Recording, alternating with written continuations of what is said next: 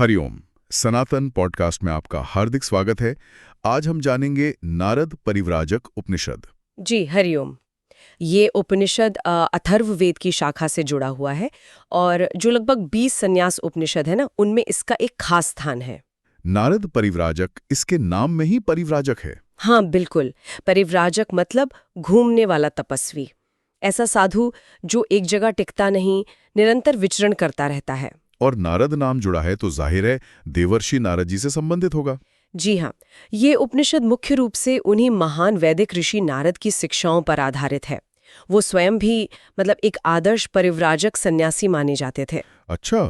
तो इसमें सन्यास से जुड़े जो नियम हैं, जो विधान हैं, और हिंदू आश्रम परंपरा में जो व्यक्ति सन्यास का मार्ग चुनता है, उसके जीवन का इसमें बड़ा विस्तृत वर्णन मिलता है। ये तो आश्रम व्यवस्था का चौथा पड़ाव हुआ। जी, चौथा और अंतिम पड़ाव।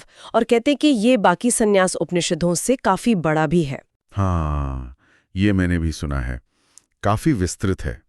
इसकी रचना कब की है, इस पर कुछ जानकारी है? देखिए, रचना काल पर तो विद्वानों में पूरी तरह सहमति नहीं है, पर हाँ, आमतौर पर इसे लगभग 12वीं शताब्दी के आसपास का माना जाता है।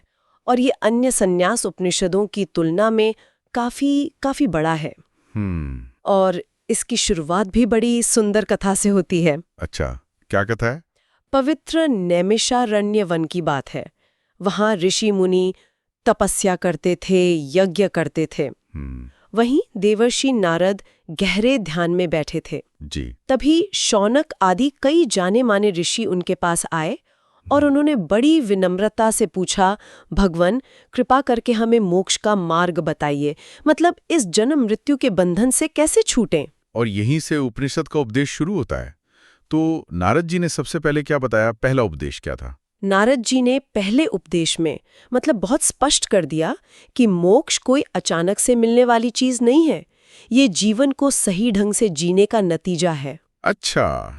उन्होंने कहा कि व्यक्ति को पहले जीवन के जो निर्धारित संस्कार हैं, जो आश्रम धर्म है, उनका ठीक से पालन करना चाहिए। यानी वो क्रम। हाँ, सबसे पहले ब्रह्मचर्य आश्रम। हाँ बिल्कुल। गुरु के पास रहकर पूरी श्रद्धा और निष्ठा से 12 वर्ष तक वेद शास्त्रों का अध्ययन करना। ठीक है।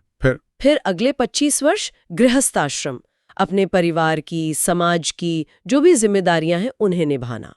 25 साल गृहस्थ, उसके बाद वानप्रस्थ। जी, अगले 25 वर्ष वानप्रस्थ आश्रम। इसमें धीरे धीरे घर परिवार की जिम्मेदारियों से हटकर वन में या एकांत में रहकर तपस्या करना, स्वाध्याय करना।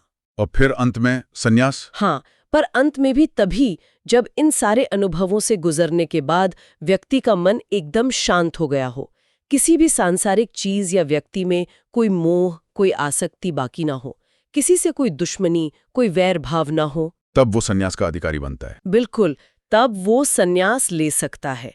और नारद जी ने ये भी जोर देकर कहा कि केवल वही व्यक्ति परमेश्वर सन्यासी है जो लगातार अपनी आत्मा के स्वरूप का ध्यान करता है, वही आखिर में मोक्ष पाता है। ये सुनकर तो ऋषियों के मन में अगला सवाल जरूर आया होगा कि भाई ये सन्यास लेने की सही विधि क्या है, प्रक्रिया क्या है? हाँ बिल्कुल, और यही दूसरे उपदेश का विषय है। ऋषियों ने पूछा कि सन्यास की विधि क्या है। अब नारद जी ने सोचा कि ये तो बड़ा गहरा प्रश्न है, इसका सबसे सही जवाब तो सृष्टिकर्ता ब्रह्मा जी ही दे सकते हैं। तो वो सबको लेके ब्रह्मा जी के पास चले गए? जी हाँ, वे सभी ऋषियों को लेकर सत्यलोक पहुंचे और वहां जाकर पितामह ब्रह्मा जी से प्रार्थना की कि आप कृपा करके परिव्राज्य यानी सन्यास का असली स्वरूप और उसकी विधि हमें समझाइए। फिर ब्रह्मा जी ने क्या उपदेश दिया? क्या उन्होंने भी वही आश्रम क्रम दोहराया? हाँ जी, ब्रह्मा जी ने भी उसी क्रम की पुष्टि की। पहले उपनयन संस्कार, फिर गुरु के पास वेदों का अध्ययन, फिर गृहस्थ जीवन, फिर वानप्रस्थ जीवन का अनुभव। और उसके बाद जब व्यक्ति के अंदर संसार के प्रति एकदम तीव्र वैराग्य पैदा हो जाए, और साथ ही उसमें 4 जरूरी साधन भी आ जाए। 4 साधन कौन से? विवेक, यानी क्या सच है, क्या झूठ, क्या नित्य है, क्या अनित्य, इसका पक्का ज्ञान। फिर वैराग्य, मतलब इस लोक और परलोक के भोगों से पूरी तरह विरक्ति। ठीक, विवेक, वैराग्य और तीसरा है षट संपत्ति, यानी 6 मानसिक गुण। शम, मन का नियंत्रण, दम, इंद्रियों का नियंत्रण, उपरति, कर्मों से निवृत्ति, तितिक्षा, सुख दुख सहने की शक्ति, श्रद्धा, गुरु और शास्त्र में विश्वास, और समाधान मन की एकाग्रता। शम दम उपरति तितिक्षा श्रद्धा समाधान, ये हो गई षट संपत्ति। और चौथा है मुमुक्षुत्व, यानी मोक्ष पाने की तीव्र प्रबल इच्छा। ब्रह्मा जी ने कहा, जब ये सब योग्यताएं आ जाएं, तब व्यक्ति सन्यास के लिए तैयार होता है। तो ये तो केवल बाहरी वेश बदलने की बात नहीं हुई, ये तो अंदर से पूरी तरह तैयार होने की बात है। बिल्कुल, आंतरिक योग्यता सबसे जरूरी है। पर क्या ऐसा भी कोई है जो ये सब योग्यताएं रखता हो, फिर भी सन्यास ना ले सके? तीसरे उपदेश में शायद इस पर बात हुई है। हाँ, बिल्कुल सही पकड़ा आपने। तीसरे उपदेश में ब्रह्मा जी ने साफ साफ बताया है कि कौन लोग सन्यास के योग्य नहीं हैं, भले ही उनमें वैराग्य क्यों ना आ गया हो। अच्छा, कौन लोग योग्य नहीं हैं?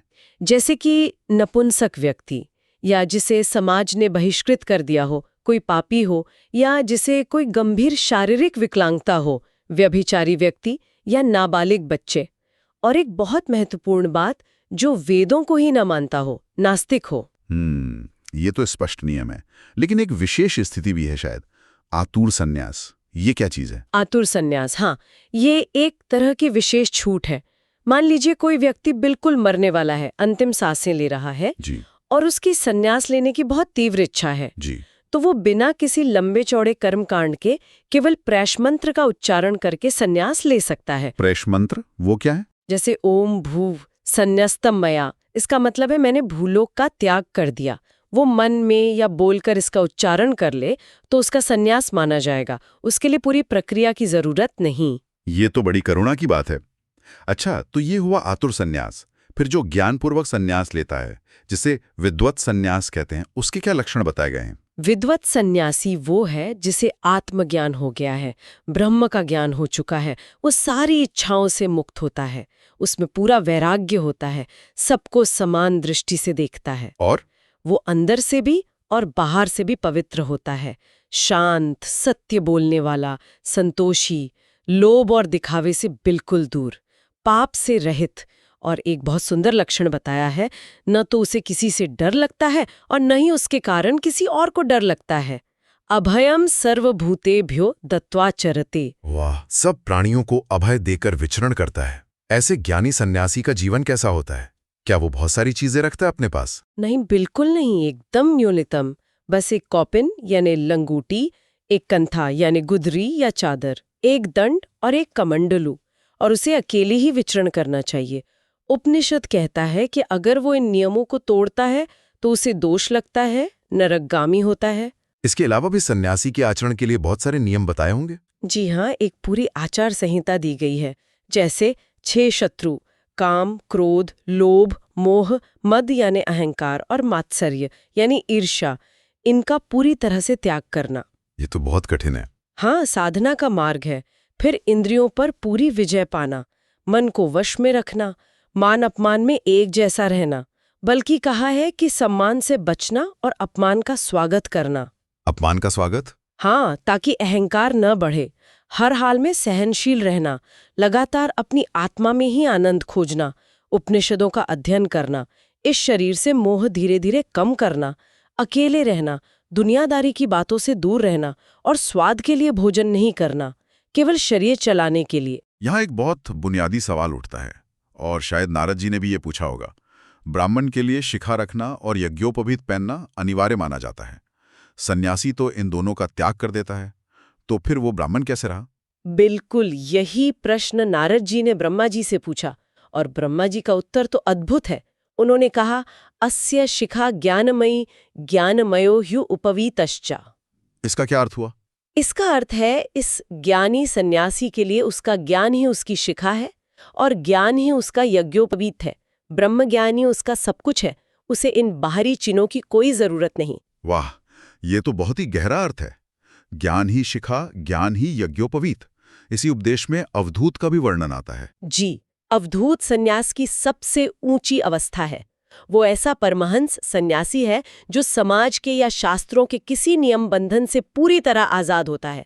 वो बस भिक्षा से जैसे तैसे शरीर चलाता है और हर समय अपनी आत्मा में ही डूबा रहता है। अच्छा। उपनिषद में श्वेतकेतु, ऋभु, निदाघ, दत्तात्रेय जैसे कई सिद्ध अवधूतों के नाम उदाहरण के तौर पर दिए गए हैं। समझ गया। इसके बाद चौथा उपदेश आता है। इसमें शायद सामान्य तरीके से क्रम से संन्यास लेने की विधि बताई गई होगी। हाँ, बिल्कुल। इसे क्रम संन्यास कहते हैं, यानी जो आश्रमों के क्रम का पालन करते हुए संन्यास लेता है, उसके लिए पूरी विस्तृत विधि और आचार संहिता है। इसमें कई चरण हैं। क्या क्या करना होता है इसमें? सबसे पहले तो प्रायश्चित, मतलब अनजाने में अगर कोई पाप हो गए हों तो उनकी शुद्धि के लिए। ठीक है। फिर 8 तरह के श्राद्ध करने होते हैं। देव श्राद्ध, ऋषि श्राद्ध, दिव्य पुरुषों के लिए श्राद्ध, मनुष्यों के लिए, भूत यानी अन्य प्राणियों के लिए, पितरों के लिए, माता के लिए और स्वयं अपनी आत्मा के लिए। अष्टश्राद्ध कहते हैं इन्हें। 8 श्राद्ध। उसके बाद? फिर सिर के बाल मुंडवाना और दाढ़ी मूछ भी बनवाना, पूरी तरह से क्षौर कर्म। अच्छा। फिर संध्या बंदन करना और 1000 बार गायत्री मंत्र का जप करना।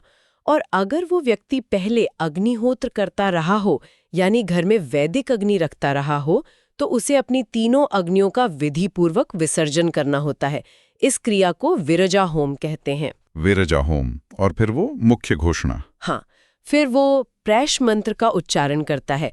ओम भू संन्यस्तम मया, ओम भुवः संन्यस्तम मया, ओम सुवः संन्यस्तम मया, ओम भूर्भुवः सुवः संन्यस्तम मया। इसका क्या अर्थ है? इसका अर्थ है, मैंने पृथ्वी लोक का त्याग कर दिया, मैंने अंतरिक्ष लोक का त्याग कर दिया, मैंने स्वर्ग लोक का त्याग कर दिया, मैंने इन तीनों लोकों का त्याग कर दिया, सबसे अपना नाता तोड़ लिया। ये घोषणा करने के बाद फिर वो शिखा और यज्ञोपवीत का त्याग करता होगा। जी, अपनी शिखा खुद काटकर और यज्ञोपवीत उतारकर पानी में बहा देता है। इसके बाद वो गुरु के पास जाता है। गुरु के पास? हाँ, गुरु उसे फिर गेरोए वस्त्र देते हैं और सबसे जरूरी चीज महावाक्य का उपदेश देते हैं, जैसे तत्वमसि, वो तुमी हो, या अहम ब्रह्मास्मि, मैं ब्रह्म हूँ। ऐसी चौथे उपदेश में विद्वत सन्यासी और विविधिशा सन्यासी का भी जिक्र है। हाँ, दोबारा जिक्र आता है। विद्वत सन्यासी तो वो है जिसे आत्मज्ञान हो चुका है। वो गुरु से प्राणव यानी ओम और महावाक्य का गहरा अर्थ समझता है। वो चाहे तो पूरी तरह दिगंबर यानी नग्न अवस्था में भी रह सकता है, फल और जल पर ही गुजारा कर सकता है, हमेशा आत्मानंद में डूबा रहता है। और दूसरा विविधिशा सन्यासी। विविधिशा सन्यासी वो है जिसके अंदर अभी ज्ञान प्राप्त करने की इच्छा है, विविधिशा है। वो उसी मकसद से साधना करने के लिए सन्यास लेता है। वो गुरु से मंत्रों के साथ दंड, कौपीन, वस्त्र, कमंडलू वगैरह लेता है और शास्त्रों के नियमों का पालन करते हुए अपनी साधना करता है। अच्छा, ये अंतर है दोनों में। फिर 5वां उपदेश आता है। इसमें सन्यास के प्रकारों को और खोला गया है ना? जी, इसमें पहले तो सन्यास लेने के कारण के आधार पर 4 प्रकार बताए हैं। कारण के आधार पर? कैसे? पहला, वैराग्य सन्यास। ये उसे होता है जैसे पिछले जन्मों के अच्छे कर्मों से या इस जीवन में किसी घटना से दुनिया से एकदम तीव्र वैराग्य हो जाए, अचानक सब छोड़ने का मन करे। दूसरा? दूसरा, ज्ञान सन्यास। ये उसे होता है जिसे शास्त्रों को पढ़ने से, विचार करने से, विवेक जागने से ये पक्का ज्ञान हो जाए कि दुनिया नश्वर है, इसमें कुछ भी सार नहीं। ठीक है। तीसरा? तीसरा, ज्ञान वैराग्य सन्यास। ये उसे होता है जिसने पहले 3 आश्रमों यानी ब्रह्मचर्य, गृहस्थ, वानप्रस्थ को ठीक से जिया है और उन अनुभवों से उसे ज्ञान भी हो गया है और वैराग्य भी, दोनों पक्के हो गए हैं। ज्ञान और वैराग्य दोनों से। और चौथा? चौथा है कर्म सन्यास। इसमें हो सकता है कि व्यक्ति में उतना तीव्र वैराग्य ना भी हो, पर वो आश्रम व्यवस्था के क्रम का पालन करते हुए वानप्रस्थ के बाद सन्यास आश्रम में प्रवेश करता है। ये तो वे कारण के आधार पर 4 प्रकार। और फिर रहन सहन और आचरण के स्तर पर 6 भेद किए गए हैं। ये वाला वर्गीकरण काफी सुलह है। हाँ, ये बहुत प्रसिद्ध वर्गीकरण है। इसमें 6 तरह के सन्यासी बताए हैं। बताइए। 1, कुटीचक। ये गांव के बाहर अपनी कुटिया बनाकर रहते हैं। ये शिखा रखते हैं, यज्ञोपवीत भी पहनते हैं। इनके पास त्रिदंड होता है, 3 डंडे एक साथ बंधे हुए, और कमंडलू। ये अपने माता पिता या गुरु की सेवा भी कर सकते हैं और भोजन अक्सर अपने बेटे के घर से या किसी एक ही निश्चित घर से लेते हैं।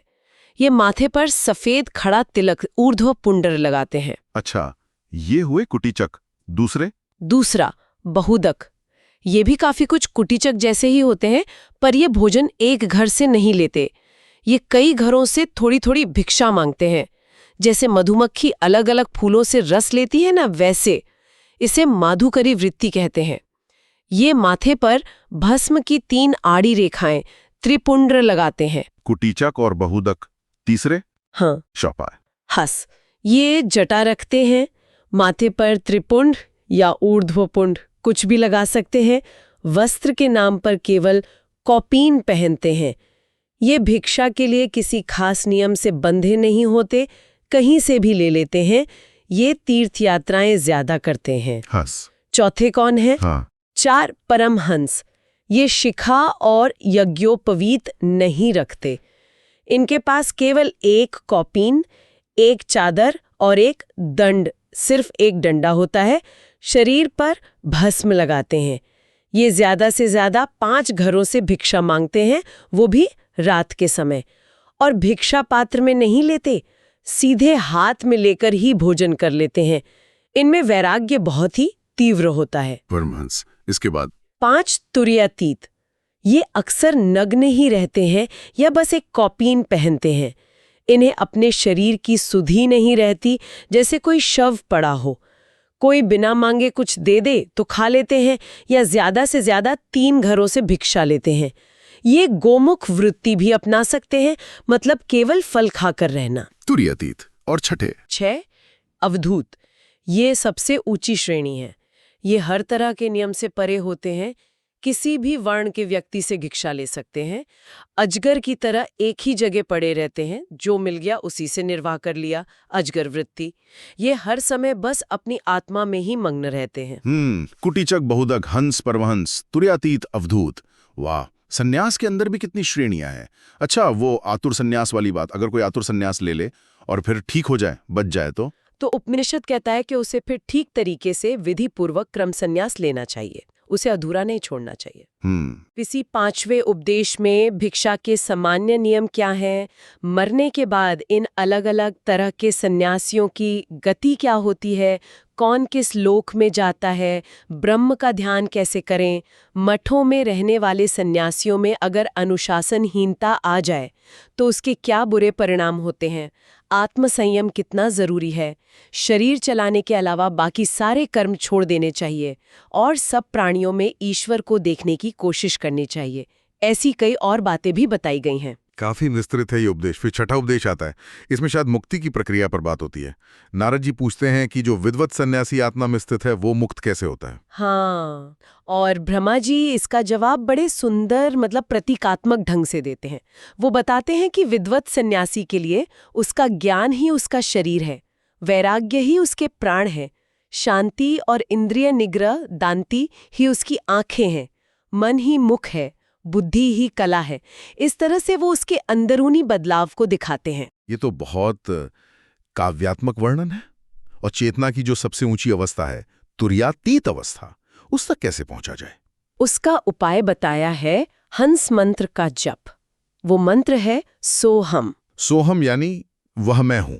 जी, इसके लगातार अभ्यास से धीरे धीरे ये भाव कि मैं ये शरीर हूं, ये मिट जाता है और सन्यासी खुद को साक्षी रूप, ब्रह्म रूप अनुभव करने लगता है। लेकिन ऐसे जीवन मुक्त व्यक्ति के लिए भी क्या कुछ नियम बताए गए हैं? जो मुक्त हो चुका है उसे भी नियम मानने हैं? हाँ, कुछ नियम बताए हैं, पर वो उसके अपने लिए नहीं बल्कि समाज के सामने एक आदर्श रखने के लिए, लोक संग्रह हेतु।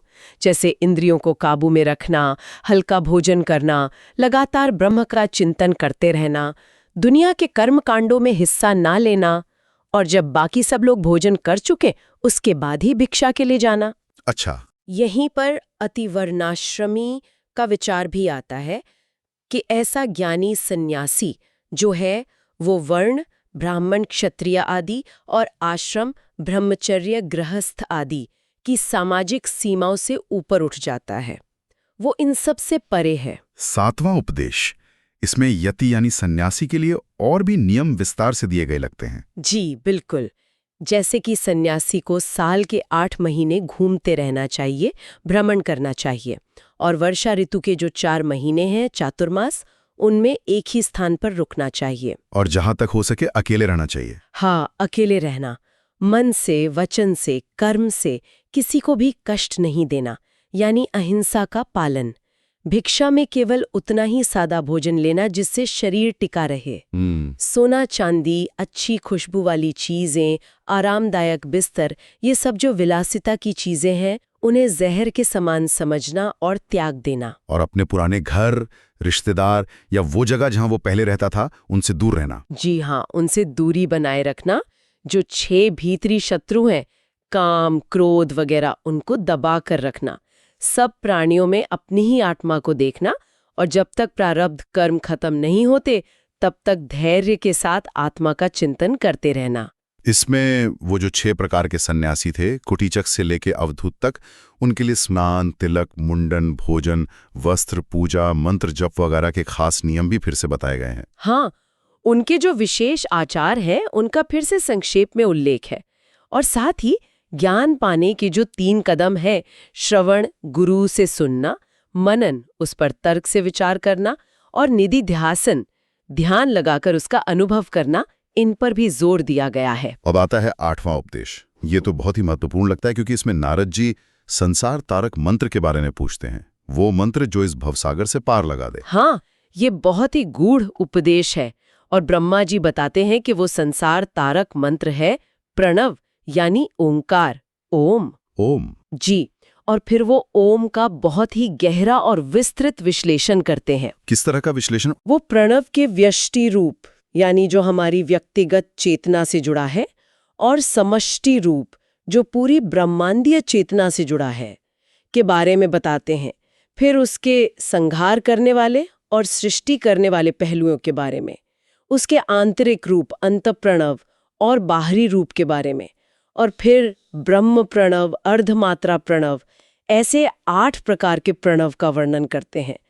ये काफी जटिल और गहरा विषय है। और प्रणव की 16 मात्राओं का भी जिक्र इसमें। हाँ, ये प्रणव उपासना का बहुत ही सूक्ष्म विश्लेषण है।